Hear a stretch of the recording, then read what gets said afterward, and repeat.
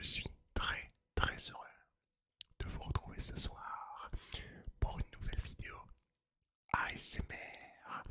Et ce soir les amis, on se retrouve pour une vidéo habituelle. Si vous êtes donc abonné à la chaîne depuis un certain temps, une vidéo prédiction, mais prono pour la Coupe du Monde 2022. Coupe du Monde donc qui aura lieu au Qatar.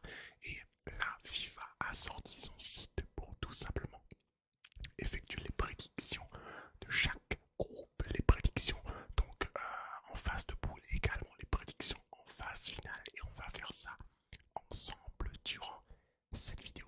Si vous aussi vous souhaitez faire votre prédiction, vos pronostics pour cette Coupe du Monde qui commence ce soir le 20 novembre, donc à l'heure où je tourne la vidéo, la Coupe du Monde c'est ce soir avec le match d'ouverture Qatar-Équateur. Donc si vous aussi voulez faire vos pronostics, je vous mettrai tout simplement le lien du site de la FIFA dans la description. Donc avant de commencer, je tiens à préciser que le gain du micro est volontairement un peu plus bas que d'habitude. C'est pourquoi je parle encore plus proche du micro. Pourquoi le gain est plus bas? Tout simplement parce que je recorde avec la tour, l'énorme PC de la NASA, donc qui fait relativement un peu plus de bruit que le Mac, mais sans non plus transcender à faire énormément de bruit. Donc c'est pourquoi je préfère volontairement baisser un tout petit peu le gain. On commence donc les amis avec le groupe A, donc le groupe du Qatar, Sénégal, Équateur et des Pays-Bas.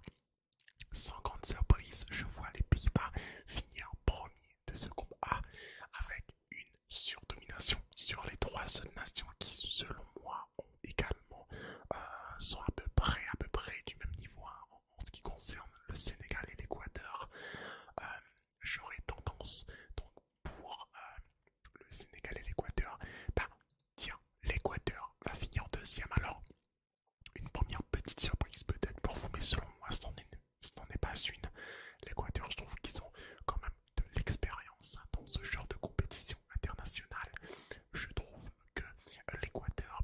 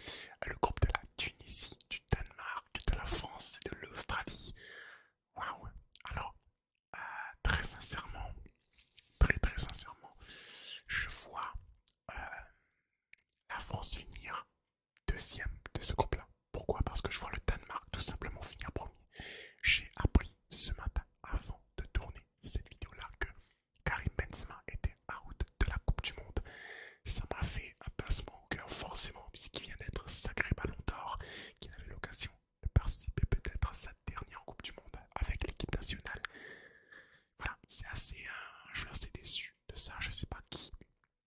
Didier Deschamps prendra en substitut de Karim Benzema, mais voilà, selon moi, ça se jouait déjà avec le Danemark, même avec Karim Benzema, il y avait quand même de gros absents au niveau du milieu de terrain, surtout avec Kanté, Pogba absent, avec des incertitudes au niveau de Varane et Benzema maintenant qui est out. Ça fait beaucoup, ça fait beaucoup, et le milieu de terrain, selon moi, une partie non négligeable de la réussite en Coupe du Monde. C'est pourquoi je vois le Danemark finir devant avec de très bons joueurs. Même le Danemark, enfin même en 2018, là où la France avait gagné la Coupe du Monde, ils ont fait 0-0 en phase de poule contre le Danemark.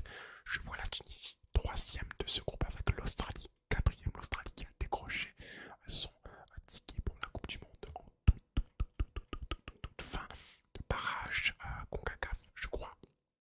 Donc c'est pour vous dire que probablement c'est l'une des pires équipes de ce mondial, l'Australie. En ce qui concerne le groupe E, le groupe du Japon, du Costa Rica, de l'Allemagne et de l'Espagne, je vois l'Espagne finir première de ce groupe. Pour moi, l'Espagne c'est un des plus gros favoris pour remporter ce mondial. Je vois derrière, sans grande surprise, l'Allemagne finir deuxième de ce groupe. L'Allemagne qui a connaît parfois des difficultés au niveau de la défense et même parfois au niveau du gardien New York qui peut encore évidemment sortir de gros matchs, mais des fois aussi fait des petites bourdes. Donc voilà, à voir ce que ça va donner avec une confrontation directe entre l'Espagne, une Espagne de jeu de possession contre une Allemagne un peu plus offensif et un peu moins tranchante qu'en 2014 par exemple, là où ils étaient sacrés champions du monde. Troisième le Japon et quatrième le Costa Rica. Le Japon qui a aussi une très belle génération de jeunes joueurs. Le Costa Rica avec évidemment Keylor Navas comme meilleur joueur. Ça ne suffira pas selon moi pour arriver en huitième de finale. Le groupe F entre le Maroc, le Canada, la Belgique et la Croatie. Groupe F très serré selon moi. Alors, entre ces quatre équipes, je vois la Belgique finir première de son groupe. Là où ça peut se jouer à la deuxième place selon moi entre le Canada et la Croatie. Je sais vraiment pas qui mettre, même si le Maroc aussi a une très bonne génération de joueurs. Je sais pas, j'ai envie de croire au Canada, au potentiel offensif du Canada contre une Croatie un peu plus vieillissante, mais ils sont quand même d'excellents joueurs, d'excellents. Je mets la Croatie deuxième parce ils ont de l'expérience, un finaliste du dernier mondial, ils sont aussi en quelque sorte un très bon milieu, un très bon un attaquant. Selon moi, ouais, ça va se jouer. Canada troisième et Maroc un quatrième pour le coup. Très franchement, ça peut faire. Si ça fait ça, ça m'étonne pas, très clairement. Mais je vois quand même la Croatie passer devant le Canada. Même si j'aimerais bien que le Canada se qualifie. Parce que selon moi, ça peut être leur année pour accéder aux phases finales. Le groupe G entre le Cameroun, le Brésil, la Suisse et la Serbie. Je vois le Brésil sans grande surprise finir premier de ce groupe G, loin devant le deuxième qui selon moi sera la Suisse. Votre grande surprise peut-être, mais la Suisse, après avoir battu la France en euro, je crois. Alors j'ai pas envie de dire dinguerie, mais je crois que c'était à l'euro. Oui, peut-être. À l'euro. Donc voilà, je vois la Suisse finir deuxième de ce groupe-là. Le Brésil évidemment un énorme favori avec l'Espagne et l'Argentine pour aller chercher donc la finale et potentiellement le titre mondial. Très franchement, Brésil, Suisse qui se qualifieront pour le huitième. Ensuite, ça va jouer entre le Cameroun et la Serbie.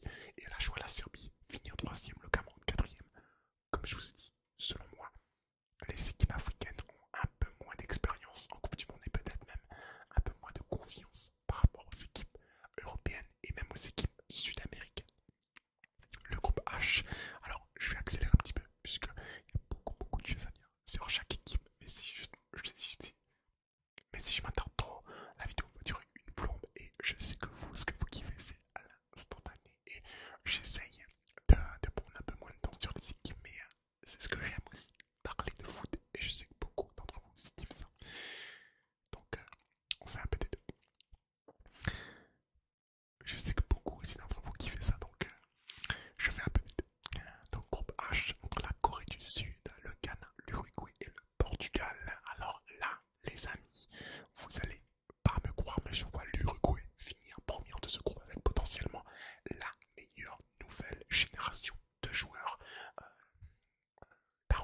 Davis, plein de joueurs anciens. Godin toujours là, Suarez toujours là, Muslera toujours là dans les cages, plein de nouveaux joueurs.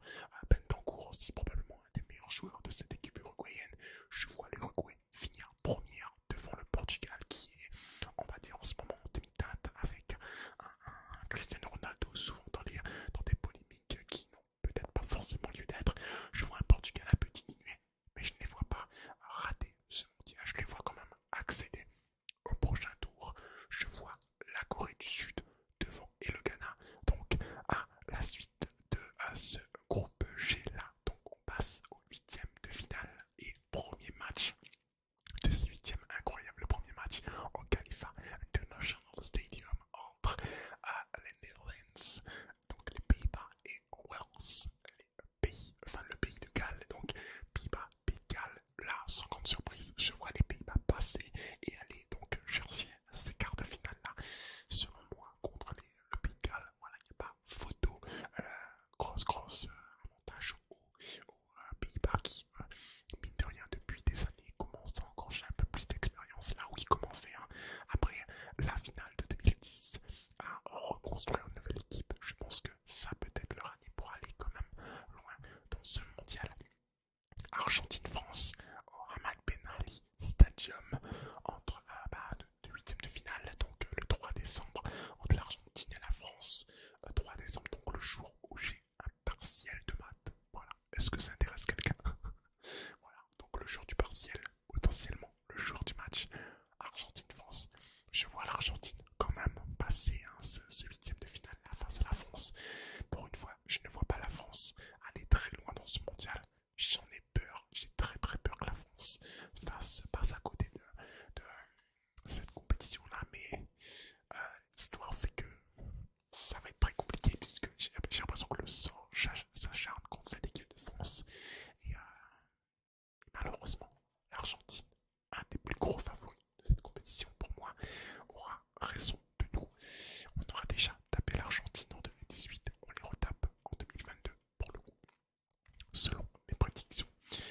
Espagne-Croatie, là je vois l'Espagne s'imposer, passer donc en quart de finale très largement face à une Croatie, comme je vous ai dit. Déjà je ne la voyais pas forcément passer, hein, en huitième. Là, pour le coup, je vois l'Espagne largement dominer ce match. On aura un Brésil-Portugal, une confrontation 100% portugaise au niveau linguistique. Donc c'est incroyable, je vois pour le coup le Brésil passer cette équipe du Portugal là. Comme je vous ai dit, pour moi le Brésil, excellent. Très gros favori pour moi de cette Coupe du Monde là. Je pense très sincèrement que cette équipe peut aller très loin. Peut-être chatouiller les titres. Ensuite nous avons Angleterre-Équateur. Angleterre-Équateur, wow, match très à l'opposé. Voilà, enfin à l'opposé, mais pas trop parce que c'est une équipe aussi offensive des deux côtés, une équipe qui peut jouer resserré, une équipe qui peut jouer la construction des deux côtés, une équipe qui peut aussi refuser le jeu, que ce soit du côté anglais ou du côté équatorien. Mais je vois quand même l'Angleterre passer face à cette équipe d'Équateur là.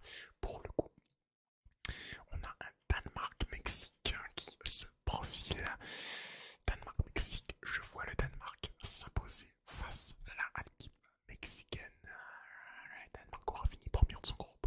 Table Mexique, franchement, c'est possible, même si on sait que le Mexique, le Brésil avait joué le Mexique, je crois, en 2014 et c'était un peu cassé les dents. Voilà, ils avaient réussi à gagner les Brésiliens, mais avec grande difficulté. On a Belgique-Allemagne. Waouh, la confrontation Belgique-Allemagne, incroyable confrontation. Là, c'est très sérieux. Belgique-Allemagne, purée. Écoutez, moi je vois quand même l'Allemagne passer. Je vois quand même l'Allemagne passer, hein, sur ce coup-là avec l'expérience, hein, comme je l'ai dit, face à une Belgique. Je pense que peut-être ce match pourra finir aux séances de tir au but. Ça m'étonnerait pas. Et dernier match, donc Uruguay-Suisse. Je vois l'Uruguay s'imposer, comme je vous ai dit, l'Uruguay selon moi une équipe incroyable et peut aller vraiment très loin dans cette compétition-là. Remontant haut, alors on a quoi? On a une, deux, trois équipes, donc on a trois équipes sud-américaines contre une, deux, trois, quatre, cinq équipes européennes. Donc première confrontation Europe-Sud-Amérique.